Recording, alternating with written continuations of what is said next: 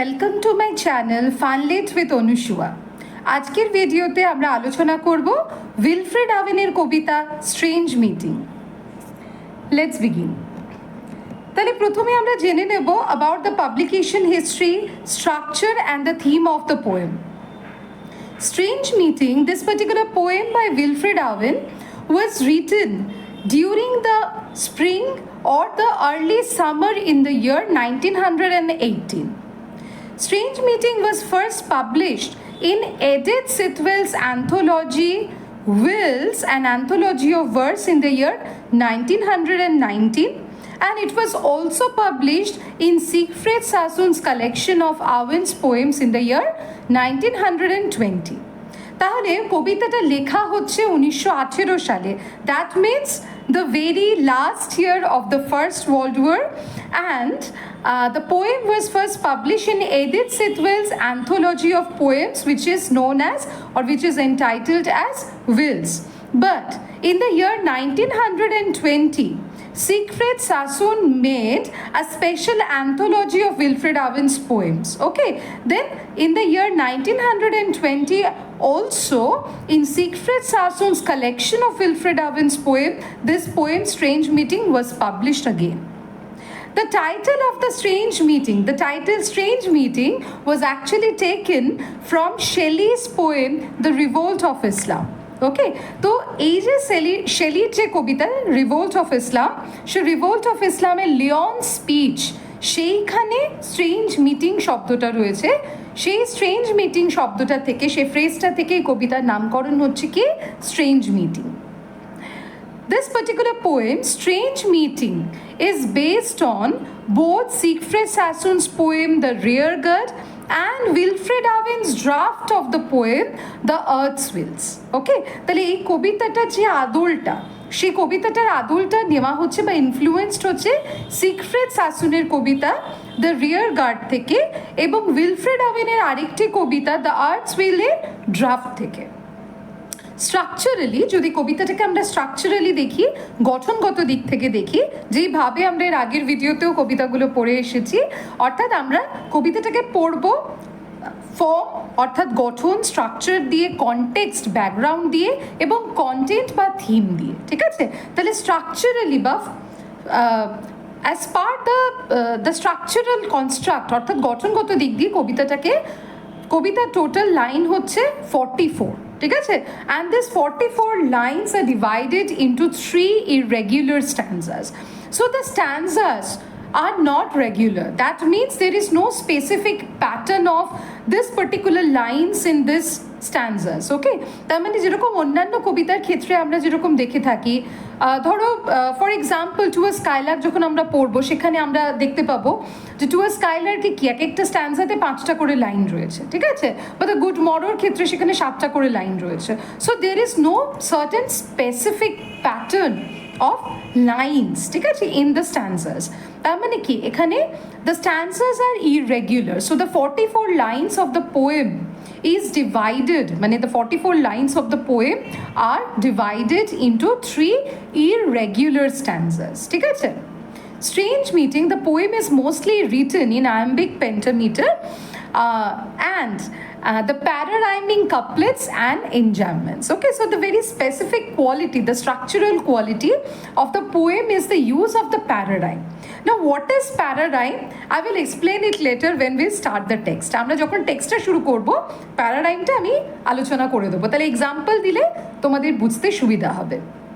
তাহলে এই টেক্সটটা, স্ট্রেঞ্জ মিটিং টেক্সটটা যেটা ইউনিক ফিচার, সেই ফিচারটা কি ইউজ অফ প্যারাডাইম অ্যান্ড এনজাম্পমেন্ট। এনজাম্পমেন্ট মানে হচ্ছে প্রথম একটা লাইন যখন দ্বিতীয় লাইনে গিয়ে শেষ হচ্ছে মাঝখানে, তখন সেটাকে এনজাম্পমেন্ট বলা হয়ে থাকে।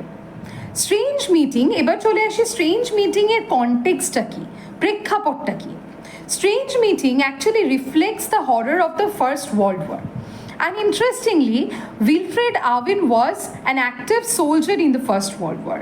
So whatever Wilfred Owen had experienced, the horror, violence, the brutality, the large-scale human slaughter in the warfare, each and everything had found its symbolic representation in the poem Strange Meeting. অর্থাৎ strange meeting কবিতাটা পড়লে আমরা এখানে কিন্তু কোনো romantic exaggeration পাবো না, পাবো কি দ্য রিয়ালিস্টিক আটারেন্স অফ হরর, একদম বাস্তব জীবনে যে ভয়াবহতার যে কণ্ঠ, সে কণ্ঠটাকে কিন্তু Wilfred Owen had captured in the poem strange meeting. So strange meeting thematically, if the theme of the poem is concerned, then we can say that the poem thematically deals with the pity and the absurdity of war. Okay, pity means, as Wilfred Owen had once said, that I'm not at all concerned with poetry. My subject is pity. Okay, my subject is war and the pity of war. Poetry is in the pity. So Wilfred Owen, he himself said that আমি কবিতা নিয়ে concern নই, কাব্য লেখা আমার উদ্দেশ্য নয়, আমার উদ্দেশ্য হচ্ছে কি যুদ্ধকে বর্ণনা করা, যুদ্ধের বর্ণনা রয়েছে in the pity of war, যুদ্ধের যে করুণ দৃশ্য, যুদ্ধের যে ভয়াবহতা, সেইটাই যুদ্ধকে একমাত্র ব্যাখ্যা করতে পারে। So as Wilfred Owen's own utterance, this poem also resonate with the theme of the pity and the absurdity of the war. Okay, so let's begin the text. It seemed that out of battle I escaped. So the poem interestingly begins with it seemed.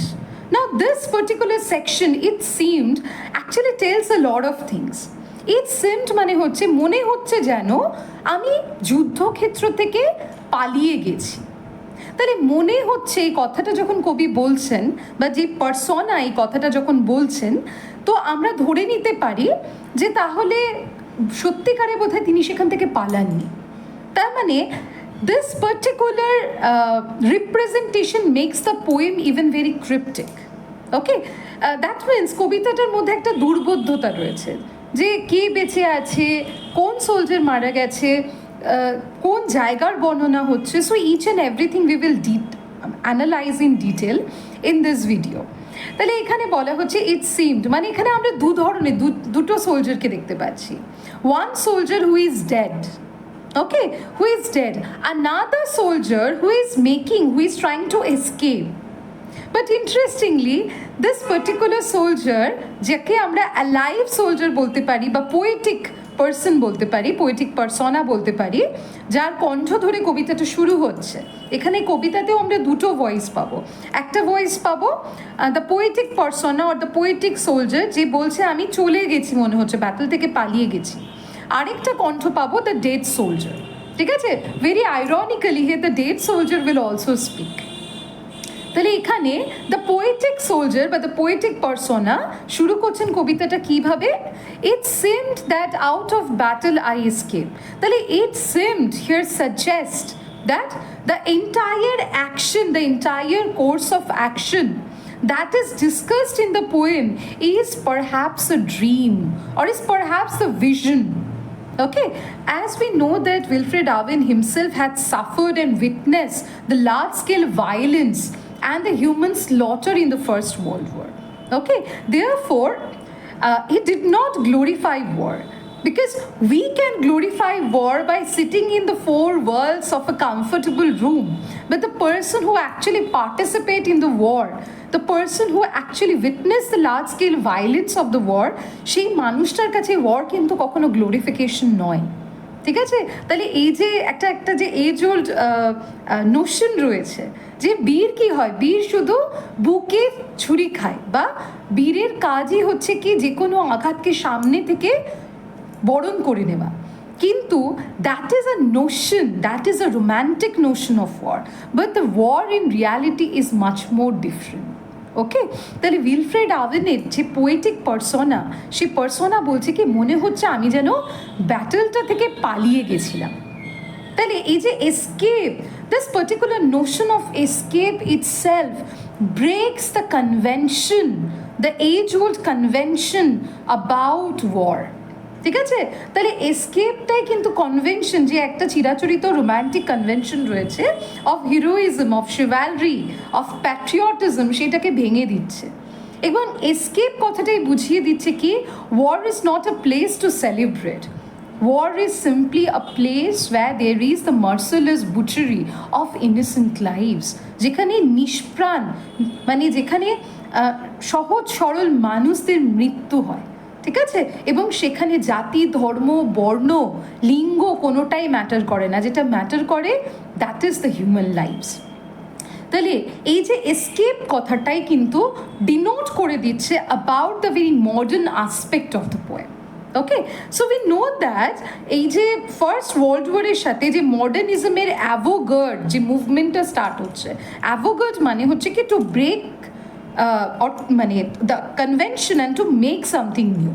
Okay, so Wilfred Owen had stated at the very first sentence that escape, that means his intention was not to glorify war but to present the reality of the war.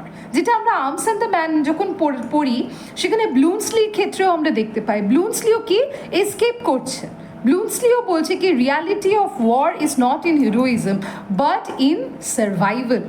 যুদ্ধটার মূল মন্ত্র হচ্ছে কিন্তু বেঁচে থাকা, heroism দেখাতে গিয়ে মৃত্যুবরণ করাটার মধ্যে কিন্তু কোনো বাহুবা নেই, ঠিক আছে। তাহলে it sent out of the battle I escape, অর্থাৎ উই ক্যান হিয়ার কনজেকচার, আমরা ধরে নিতে পারি the entire course of action in the poem is as set as a dream or as a vision of the poetic persona. তিনি যেন স্বপ্নে দেখছেন বা এটাকে যেন এনভিশন করছেন যে তিনি সে ব্যাটলটা থেকে পালিয়ে যেতে সক্ষম হচ্ছেন। তাহলে কোথা দিয়ে পালাচ্ছেন? ডাউন সাম প্রোফাউন্ড ডাল টানেল লং সিন্স স্কুপড, বলছে একটা বিশাল বড় বিশাল আকার একটা প্রোফাউন্ড ডাল টানেল, ডাল মানে সম্বর, গ্লুমি, ঠিক আছে, একটা টানেল, একটা সুড়ঙ্গ দিয়ে লং সিন স্কুপড, যেটা বহু বছর আগে যে সুড়ঙ্গটাকে খোঁড়া হচ্ছে। তার মানে এইখানে long since, this particular use of the words long since made it clear that the poet is not particular only to that of the First World War.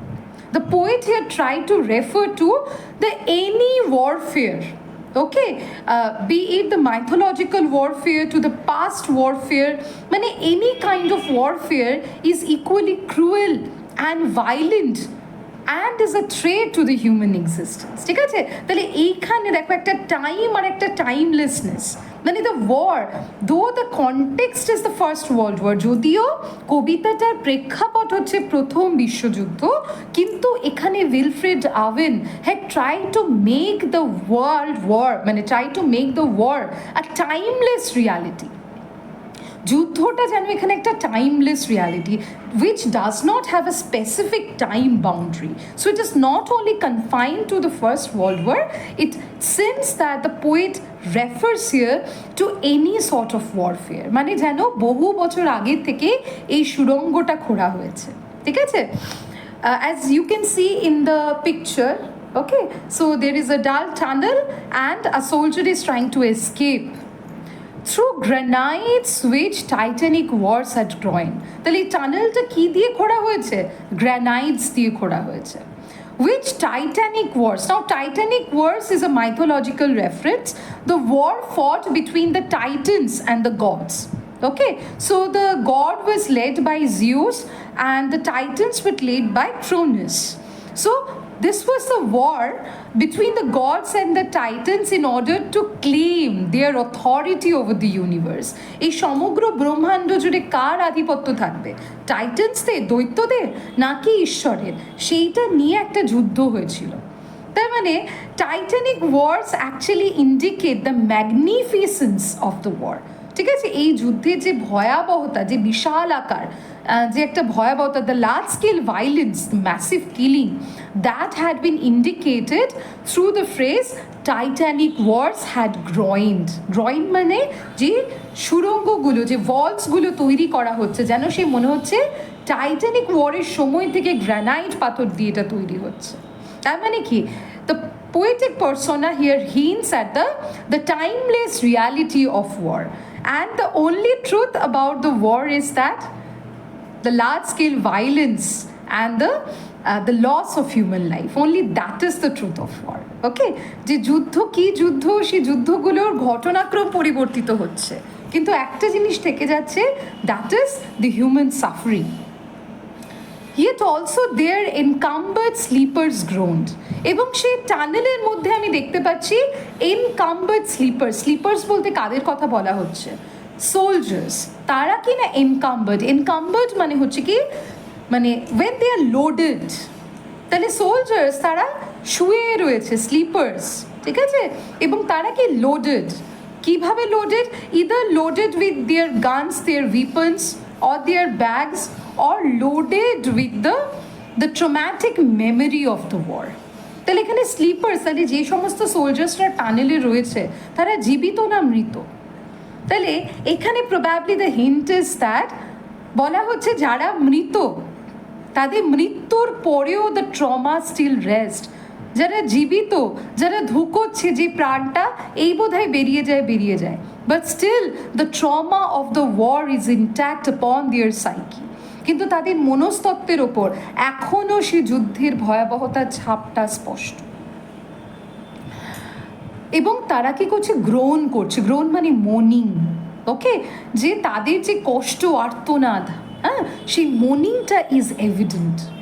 Two fast in thought or death to be stirred, বলছে either the sleepers are too fast in thought, মানে যুদ্ধের যে ভাবনাটা এখনও তাদের মধ্যে এতটাই জীবিত, বা এই সোলজার্সরা মৃত হয়ে গেলেও তাদের এই যে past life of war was so gruesome, যে যুদ্ধের ভয়াবহতাতে সে জীবিতই হোক, মানে বেঁচে থেকে যুদ্ধের কথা ভাবছে, বা সেই মানুষটা মৃত হয়েও যুদ্ধের সেই যে স্মৃতি বহন করে চলে যাচ্ছে, যার ফলে কি সোলজার্সগুলো টু বি স্টার্ড, মানে তারা আর নড়াচড়া করতে পারছে না, দে আর লাইং স্টিল, তারা যেন স্থির হয়ে অসাড় হয়ে শুয়ে রয়েছে। মানে এখানে বোঝা মুশকিল whether the soldiers are alive or dead.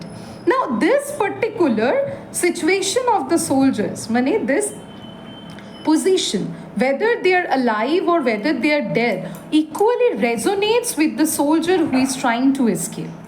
তার মানে এই যে সোলজার্স যারা টানেলে স্লিপার্স বলা হচ্ছে, শুয়ে রয়েছে, তারা যে জীবিত না মৃত, বা এই জীবন বা মৃত্যুর যে মাঝামাঝি অবস্থায় তারা রয়েছে, সেই একই অবস্থা কিন্তু ইজ ওয়েল অ্যাপ্লিকেবল, সে একই অবস্থা প্রযোজ্য কার ক্ষেত্রে, দ্য সোলজার, যে আমাদের কবিতার পার্সোনা, ফার্স্ট পার্সোনা যে বক্তব্য রাখছেন, যে সোলজার, যাকে আমরা quote and quote alive soldier বলছি, আদৌ কি তাকে অ্যালাইভ বলা যায় সেটাও আমরা আলোচনা করব।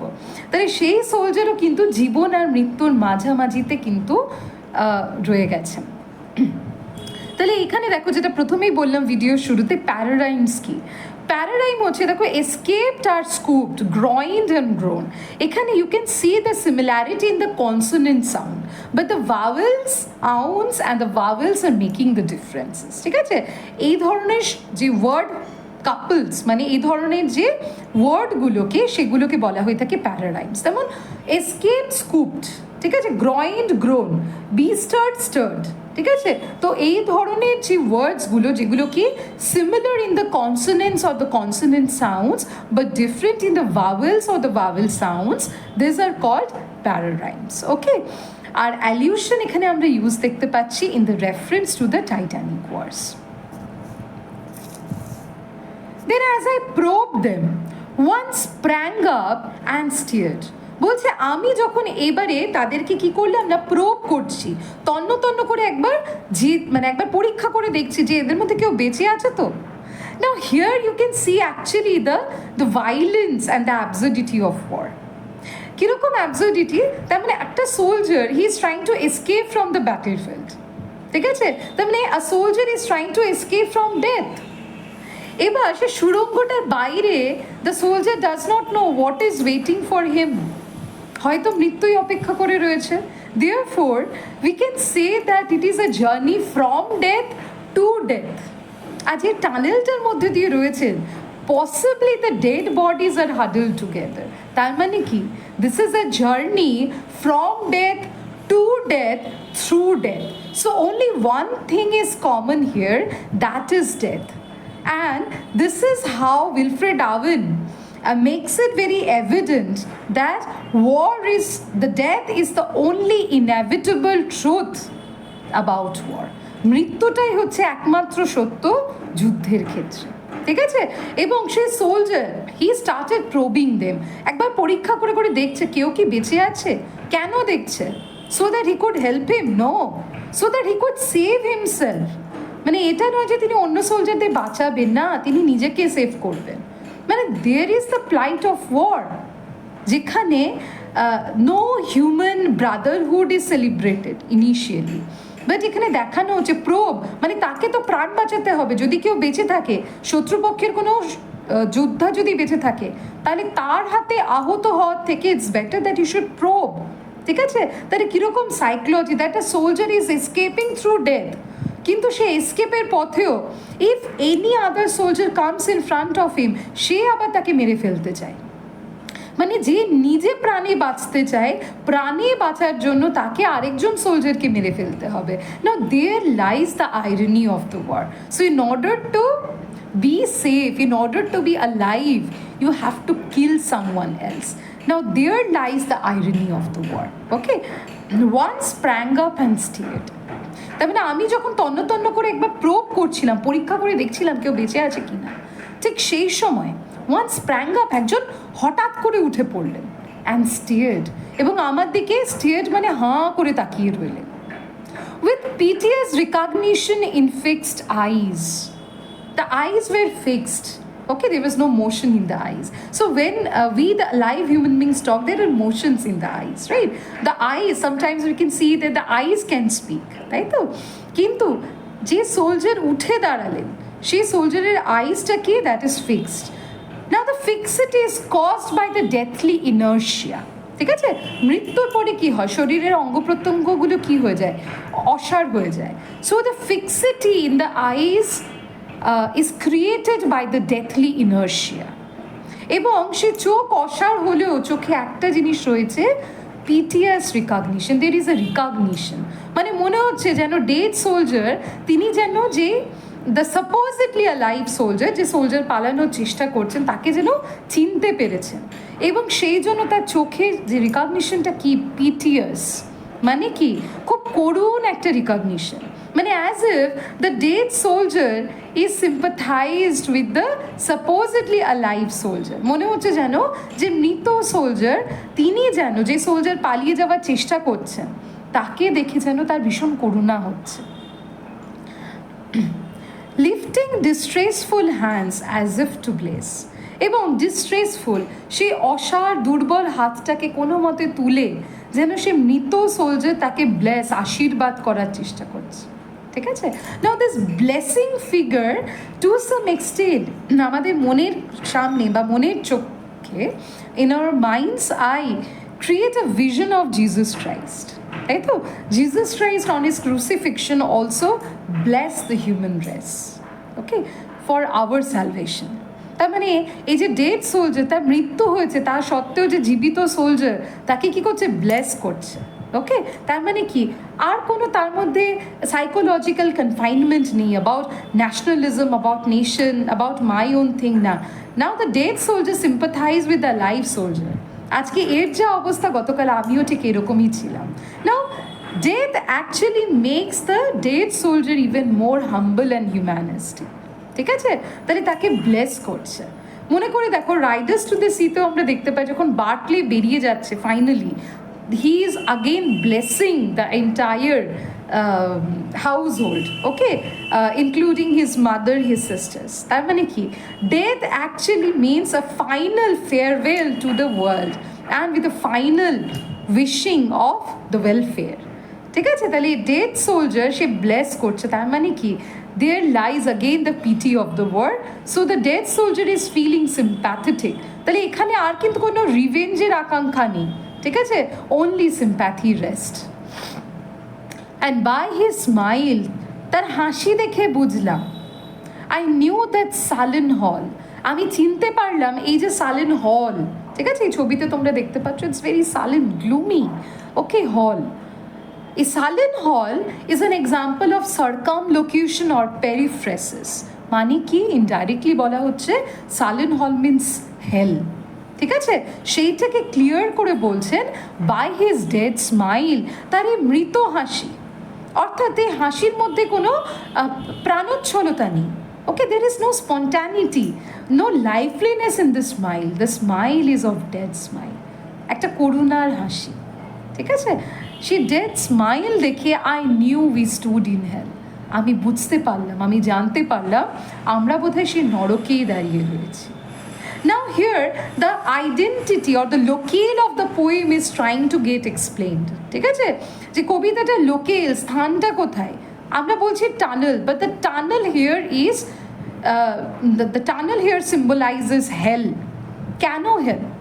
কেন হেভেন নয়? মৃত্যুর পরে মানুষ, আমরা যেটা পড়ে এসেছি, হেল বা হেভেন এই দুটো লোকেল ফিক্স করে দেওয়া হয়, তাই তো? যারা the people who actually did good things they go to heaven, and the people who did bad things they go to hell. This is in a very simplified way we try to binarize between the two, তাই তো? তো সেখানে বলা হচ্ছে কি, এই যে টানেলটাকে compare করা হচ্ছে উইথ আ হেল, তার মানে war in no way can bring the peace of heaven, right? তাহলে এই ওয়ার, এই টানেলটা which is created for the sake of war is compared as hell. তাহলে বলছে উই স্টুড ইন হেল, আমি যেন বুঝে গেলাম, শিওর হলাম আমরা একটা কোনো নরকেই দাঁড়িয়ে রয়েছি। তাহলে নরক বা হেল কখন বোঝায়? মৃত্যুর পরের অবস্থা। এখানে তো এটা clear that one soldier is dead, সে হেলে গেছে, তো আরেকজন তো পালানোর চেষ্টা করছে, সাপোজেডলি অ্যালাইভ। তাহলে what the person is doing in hell? Probably তাহলে আমরা এইভাবে বুঝবো যে পালানোর চেষ্টা করছে, সেটা কি বোঝাচ্ছে? আ journey from life to death, মানে জীবন থেকে মৃত্যুর পথের যে যাত্রা, সেই যাত্রা পথের পথিক হচ্ছেন the poetic person or the poetic soldier. ঠিক আছে, যার কণ্ঠ দিয়ে কবিতাটা শুরু হচ্ছে, যে বলছে আমি এসকেপ করার চেষ্টা করছি। ঠিক আছে, এখানে আবার দেখে now pararhyme, hall and hell, eyes and bless. Okay, with the thousand fears that vision's face was grain, বলছে এই যে ভিশন, মানে তিনি সোলজার বলছেন না, বলছেন এই যে দৃশ্যটা আমি দেখলাম, তার মুখটা যেন গ্রেন, মানে আঁকা রয়েছে, উইথ থাউজেন্ড ফিয়ার্স, মানে হাজার রকম ভয় দিয়ে তার মুখটা যেন আঁকা। ঠিক আছে, তার মানে the violence even after death, the impact of the trauma is still visible even in the dead face of the dead soldier. Yet no blood reached there from the upper ground. বলছে আমরা তো টানেলে রয়েছি, ভূগর্ভস্থ tunnel, আপার world মানে এখানে বোঝানো যে আর্থ, সেইখানকার যুদ্ধের কোনো রক্তপাত আর আমাদের কাছে পৌঁছচ্ছে না। তার মানে কি? Again it's an implication that they have cross the boundary of earth, এই পৃথিবীর সীমানা কিন্তু তারা ত্যাগ করেছে। এবং আর ওই পার্থিব যে রক্তপাত, bloodshed, thunder, okay, the thumping of the guns, এগুলো কিন্তু আর তাদেরকে অ্যাফেক্ট করতে পারছে না। মানে physically they are no more wounded, but psychologically, spiritually, their soul is wounded, it's tortured and is traumatized. No gun thumps or down the flue's mad moan. বলছে এখানে আর কিন্তু কোনো বন্দুকের শব্দ শোনা যাচ্ছে না। No thumping of the guns is here, না শোনা যাচ্ছে কোনো ফ্লুস। ফ্লুস মানে কি? ফ্লুস মানে হচ্ছে দ্য চিমনিস, ওকে, যেখানে যে পাইপের মধ্যে দিয়ে কি বিষাক্ত গ্যাসকে ধরো একটা সুড়ঙ্গে ভরে দেওয়া হয়। তো এই ফ্লুজের রেফারেন্সটা আসলে আমাদের মনে পড়ে কি? হলোকস্ট, তাই তো? যেখানে বিষাক্ত গ্যাস চেম্বারে বহু মানুষকে হত্যা করা হয়েছিল দ্বিতীয় বিশ্বযুদ্ধের সময়। বলছি এখানে না আছে কোনো ফ্লুজের ধোঁয়া যেটা মানুষকে মন করতে, আর্তনাদ করতে বাধ্য করবে, না আছে কোনো বন্দুকের শব্দ। তাহলে দেখো এখানে থামড, ঠিক আছে, this creates a sense of onomatopoeia, এটা একটা সাউন্ড ইমেজ, একটা সাউন্ড প্রডিউস করছে। আর made moan, it's an example of alliteration. Okay, তাহলে বলছে এখানে কি? নো গান থামস, আর ওই পার্থিব যে অস্ত্রগুলো সেগুলো আর এখানে কিছুই নেই, না আছে সে রক্ত, বডি তো নেই, it's dead, right? Only the spirit is left, the soul is left, and that is wounded, that is traumatized. Strange friend, I said, here is no cause to mourn. Strange friend, now it's an example of oxymoron. Okay, oxymoron, the two completely opposite words are standing together. Strange friend, সত্যিই তো strange friend, আমার অপরিচিত বন্ধু। অপরিচিত কেন? The dead soldier does not know the supposedly alive soldier, but yet the dead soldier addresses the other soldier as friend. কেননা এদের দুজনের মধ্যে একটা মৈত্রী রয়েছে, কিসের মৈত্রী? তাদের বন্ধুত্বটা তৈরি হচ্ছে because of the same experiences of the war and of the pity of the war. তাহলে যুদ্ধের যে করুণা, যুদ্ধের যে ভয়াবহতা তাদের মধ্যে আর ব্রিঙ্গিং দেম টুগেদার, তাদের মধ্যে মৈত্রী স্থাপন করছে। আই সেড, আমি বললাম, এখানে আইটা ইজ দ্য ভয়েস, ঠিক আছে, again of the alive soldier. সে তাকে বলছে, তার যে ডেড সোলজারকে বলছে, strange friend, here is no cause to mourn, এখানে কিন্তু কোনো দুঃখের কারণ নেই। আগেন ইটস অ্যান ইমপ্লিকেশন যে যাকে আমরা অ্যালাইভ সোলজার বলছি, he is again caught between a phase that of death, life and death. তিনি কিন্তু জীবন আর মৃত্যুর মাঝের একটা জায়গায় আটকে রয়েছে, ঠিক আছে। বলছেন এখানে আর কিন্তু কোনো মর্নিং নেই, ঠিক আছে। That means we have cross the boundary of earth. যে পৃথিবীটা কি is the site of violence, chaos, and now since we are running towards hell, it's fully chaotic. কিন্তু আর দুঃখের কারণ নেই, ঠিক আছে। যা দুঃখ ছিল, মানে the only way to overcome death is death. মৃত্যুকে ঠেকানোর একটাই উপায় হচ্ছে মৃত্যু, আর এখানে কোনো মৃত্যুর ভয় নেই, কোনো বিলাপ নেই। নান shed the other, the other মানে এখানে দ্য ডেড সোলজার। সে উত্তর দিচ্ছে, না সত্যিই ভাই, আর এখানে কোনো দুঃখ নেই। সেভ দ্য আন্ডার্ন ইয়ার্স, শুধু একটাই দুঃখ রয়েছে, সেই যে আন্ডার্ন ইয়ার্স, অর্থাৎ কি the untimely death actually still keep some of the years to be realized.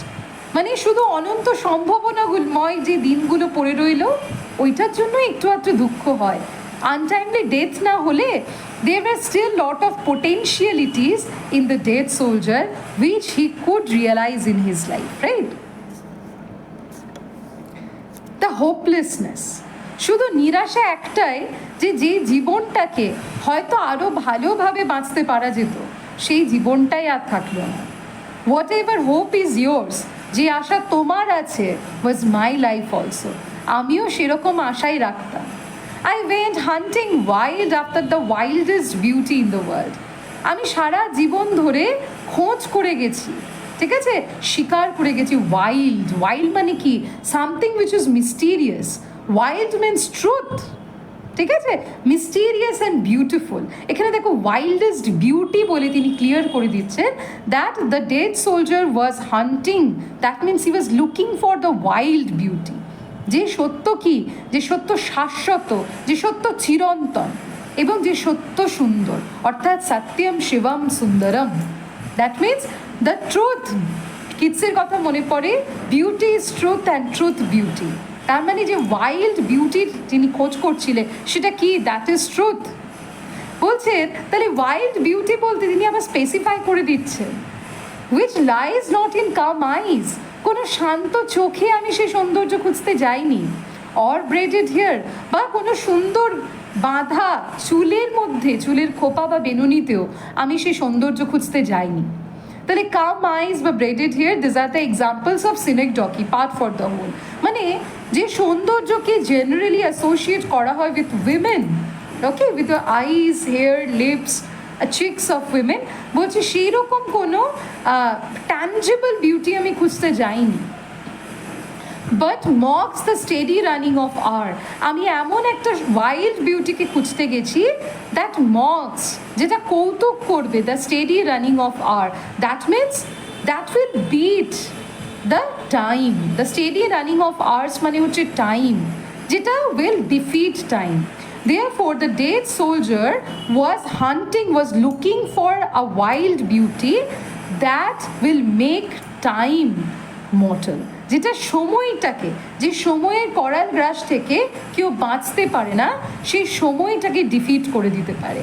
Therefore, the dead soldier was looking for something eternal, the beauty which is eternal. এবার বলো কোন সৌন্দর্য যেটা ইটার্নাল, যেটা শাশ্বত, যেটা হচ্ছে কি সত্য, তা তো মানে যেটা সুন্দর এবং শাশ্বত, সেটাই হচ্ছে একমাত্র সত্য। That means truth and beauty, beauty and truth. If it grieves richlier than here, এবং যুদ্ধের যদি কোনো যন্ত্রণা, কোনো খারাপ লাগা থেকে থাকে, এইটাই একমাত্র খারাপ লাগা থেকে গেল। For by my glee mind many men have loved, আমার হাসি দিয়ে আমি অনেক মানুষকে হাসাতে পারতাম।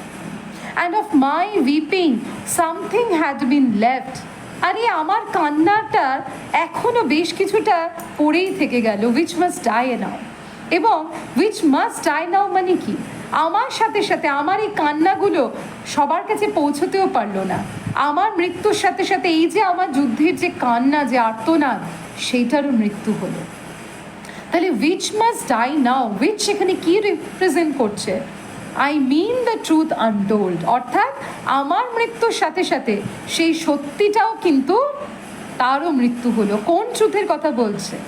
আনটোল্ড, সেই না বলা সত্যিটা। না বলা সত্যিটা কি? The pity of war, the pity war distilled, সেই যুদ্ধে যে ভয়াবহতা, যে করুণ পরিস্থিতি, the pity war distilled, distilled মানে এখানে কি ম্যাগনিফাইড, যেই হররটা, যেই করুণ পরিস্থিতিটাকে যুদ্ধ ম্যাগনিফাই করে, ঠিক আছে, যেটা যুদ্ধ তুলে ধরে, সেই যুদ্ধের সত্যতাটাই আমার সাথে সাথেও যেন মরে গেল, অর্থাৎ সেইটা মানুষকে বলা হলো না। Now men will go content with what we spoiled. মানুষ এখন এইটা ভেবে আনন্দ পাবে, দেখবে যুদ্ধের মধ্যে একটা অদ্ভুত পাশবিক আনন্দ, তাই না? আমাদের আশেপাশে যখন যুদ্ধ চলে, এবং যুদ্ধতে কি হয়, মানুষ এক পক্ষ সমর্থন করে, এক পক্ষের বিরোধী যায়, এবং তখন কি আমরা গ্লোরিফাই করি, ঠিক আছে, আরে এই দেশ ওই দেশের এইটা উড়িয়ে দিল, ওইটা ভেঙে দিল, এইটা ব্লাস্ট করে দিল, এই যে পাশবিক আনন্দ। At the end of the day লসটা কিসের হচ্ছে? Of human life. আজকে আমরা যারা উচ্ছ্বাস করছি যুদ্ধ নিয়ে, মানে দের ইজ নো গ্যারেন্টি যে কালকে আমাদের মৃত্যু নিয়ে অন্য কেউ উচ্ছ্বাস করবে না, তাই তো? তাহলে no men will content with what we spoiled, বলছে নাও মেন উইল কন্টেন্ট, এখন মানুষ আনন্দে থাকবে যে তারা কি কি ধ্বংস করলো, ঠিক আছে, যে আমরা এই ঘাঁটি ধ্বংস করে দিয়েছি, ওই এয়ারক্রাফট উড়িয়ে দিয়েছি, ঠিক আছে, ওই জনবসতি উড়িয়ে দিয়েছি, এইটা নিয়ে তারা আনন্দ করবে। কারা আনন্দ করবে? দোজ হু কেম ভিক্টোরিয়াস, যারা জিতবে, যারা জয়ী, তারা আনন্দ করবে। অর ডিসকন্টেন্ট, এবং তারা অসন্তুষ্ট থাকবে। বয়েল ব্লাডির, তাদের রক্ত টকবক করে ফুটবে। অ্যান্ড বি স্পিল্ড, এবং তারা আরও ভায়োলেন্স ছড়িয়ে দেবে। কারা? যারা বিজিত, যারা যুদ্ধে হেরে গেছে, তাদের মধ্যে কি থাকবে? Desire for revenge. তাহলে বয়েল ব্লাডি অ্যান্ড স্পিল্ড, এটা কার কথা মনে করায়? That is of Satan in Paradise Lost, তাই তো? তাহলে সেটেন কি করেছিল? যখন he lost in the war against God, he became even more revengeful. সে বলেছিল আরও বড়, মানে he will create a havoc in the war against God, ঠিক আছে, আরও ভয়াবহ যুদ্ধ করবে। তাহলে যারা বিজিত তারা দে আর ইভেন বয়েল ব্লাডি, তাদের রক্ত টকবক করে ফুটছে আরও বড় ক্ষয়ক্ষতি করার জন্য। তাহলে boil bloody is an example of alliteration and metaphor. তাহলে এখানে ব্লাড টকবক করে ফুটছে মানে জলের সাথে তুলনা করা হচ্ছে, সেই জন্য it's a metaphor. They will be swept with swiftness of the tigress. They মানে both the sides of the war, মানে একে অপরকে হারানোর জন্য তারা সুইফট, ক্ষিপ্র হবে, ঠিক আছে, ক্ষিপ্র গতিতে, শুধু দ্রুত নয়, ক্ষিপ্র, এতটাই ক্ষিপ্র। কার মতো? না দ্যাট অফ দ্য টাইগ্রেস, সেই বাঘিনীর মতো। কেন এখানে টাইগ্রেসের রেফারেন্সটা? Why it's not a tiger? Because tigress here creates a predatory symbol, okay.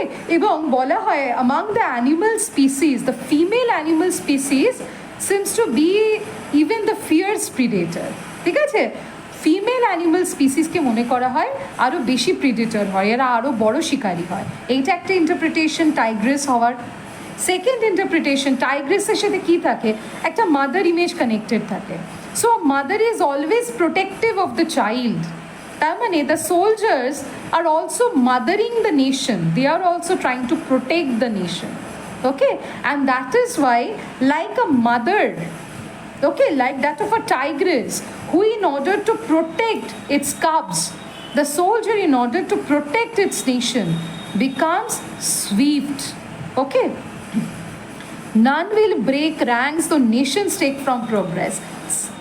Example of irony, বলছে কেউ তার র্যাঙ্ক, মানে যে যুদ্ধে আমি প্রথম হব না আমি হারবো, nobody is going to compromise, nobody knows when to back off, ঠিক আছে? সবাই জানে when to attack, nobody knows when to back of.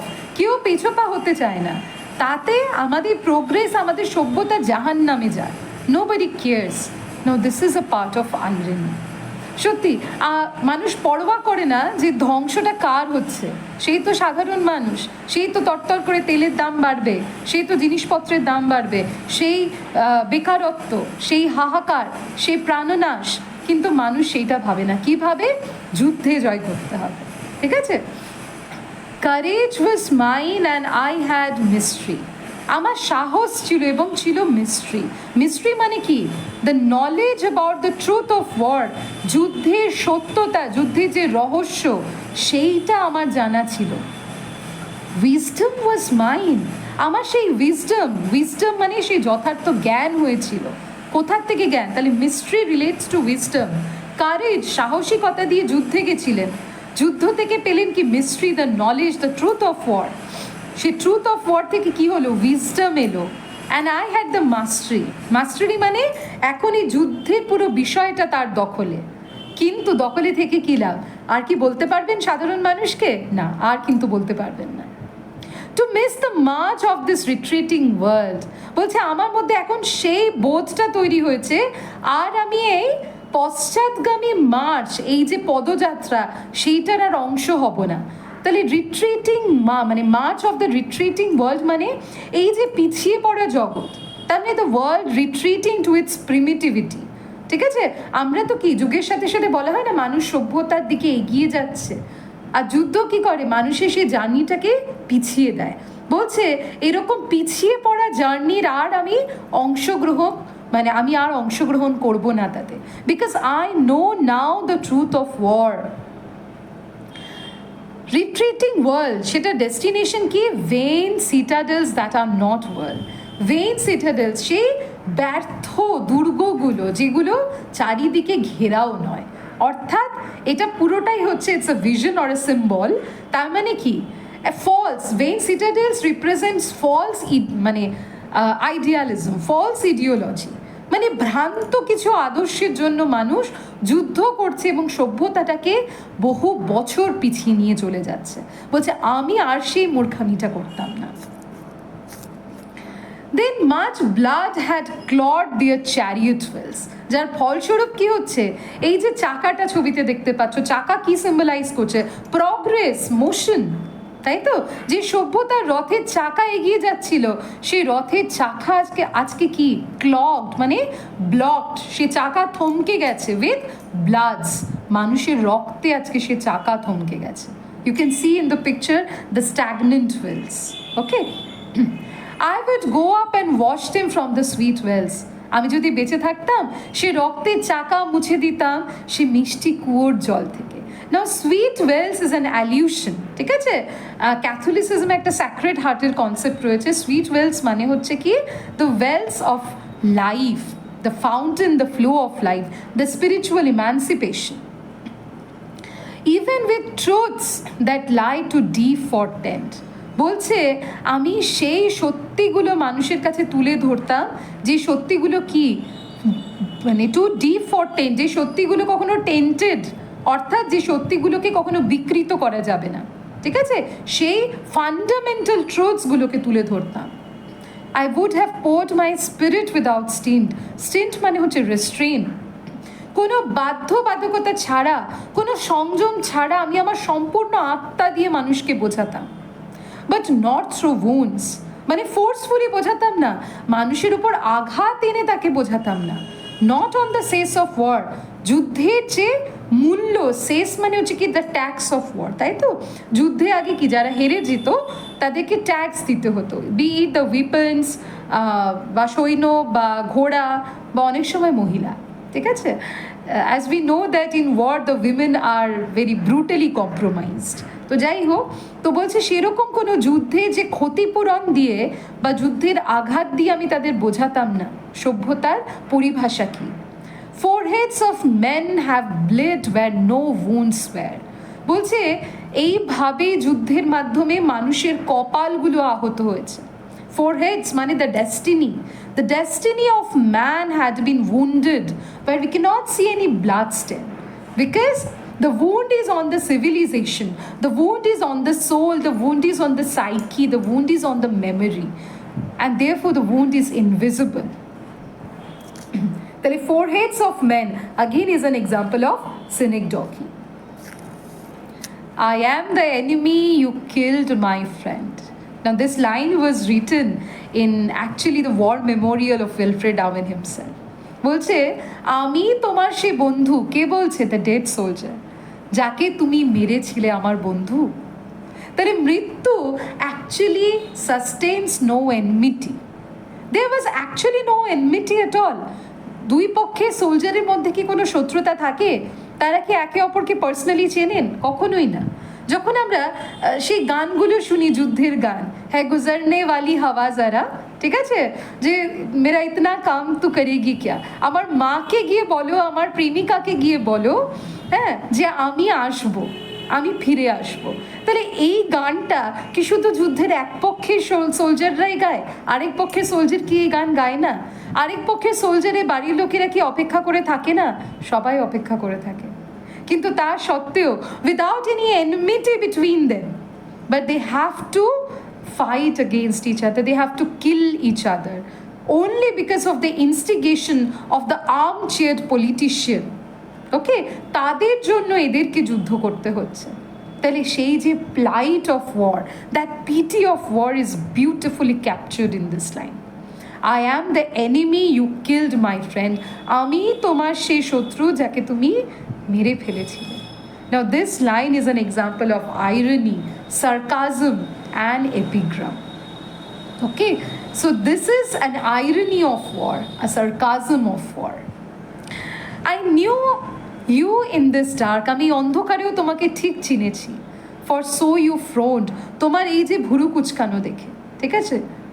Yesterday through me as you jabbed and killed, যদিও গতকাল তুমি আমাকে জ্যাব অর্থাৎ ধারালো অস্ত্র দিয়ে আঘাত করেছিলে এবং মেরে ফেলেছিলে।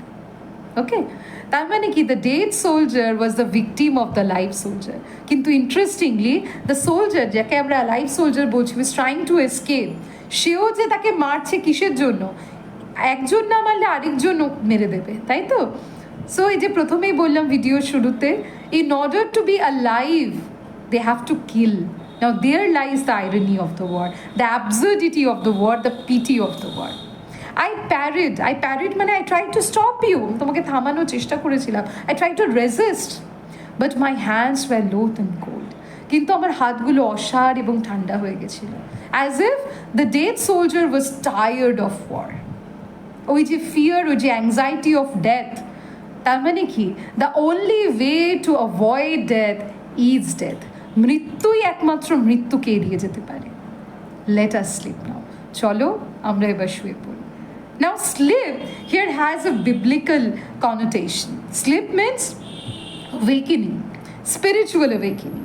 তাহলে ডেড সোলজার কি বলছে? চলো আমরা দুজনেই ঘুমিয়ে পড়ি। এই যে স্লিপ অর্থাৎ ডেথ, আমার মৃত্যুর পরে আমার যে চেতনা হয়েছে, সে চেতনা চলো তোমারও হোক, তুমিও চলে এসো। তাহলে যে কথাটা আমি এই ভিডিওতে বলেছিলাম, তার মানে the alive soldier, he was not actually alive. জীবন থেকে আত্মাটা যখন মৃত্যুর জগতে প্রবেশ করছে, তার ঠিক মাঝামাঝি একটা জায়গাতে তিনি আটকে রয়েছে। Probably a purgatorio, probably an inferno, এবং সেখানেই তা দেখা হচ্ছে সে ডেড সোলজারের সাথে। এবং ডেড সোলজার বলছে লেট আস স্লিপ নাও, চলো আমরা ঘুমিয়ে পড়ি, অর্থাৎ let's be dead and be spiritually awaken. Okay, এখানে আমাদের কবিতার টেক্সটটা শেষ হচ্ছে, একটু ছোট্ট করে রিসেপশনটা আমরা দেখে নেব। So Siegfried Sassoon, he called the poem Owen's passport to immortality. Siegfried Sassoon, who was also a friend of Wilfred Owen, both had participated in the war and they had the first-hand experience of war. Siegfried Sassoon বলছেন কি, strange meeting is Owen's passport to immortality. এই একটাই কবিতা যেটা আওয়েনকে অমর করে তুলেছে।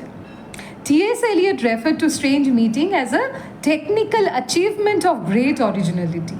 যে great অরিজিনালিটিটা, একটা নিজস্বতা, সব থেকে যে টেকনিক্যাল অ্যাচিভমেন্ট, সেইটা আওয়েন দেখিয়ে গেছেন এই কবিতায়। ডিলান টমাস তো অওয়েনকে বলেছেন a poet of all time, places and all wars.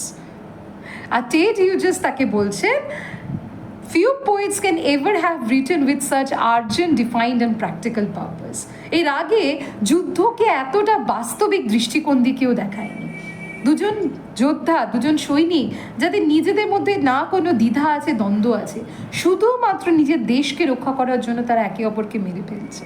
আর তারপরেই আমরা দেখতে পাই how the politicians they do shake hands, they take snaps, okay, and then the peace treaty is signed at the cost of multiple lives. This is indeed the irony of war. Sometimes it is needed for the sake of the national sovereignty, but the result is definitely the human sacrifice. So with this somber note, we are ending the class today. কবিতাটা পড়লে সত্যিই খারাপ লাগে। আজকের ক্লাসটা এখানেই শেষ করছি। ক্লাসটা যদি ভালো লেগে থাকে অবশ্যই চ্যানেলটাকে শেয়ার এবং সাবস্ক্রাইব করবে আর লাইক এবং কমেন্ট করবে। Thank you.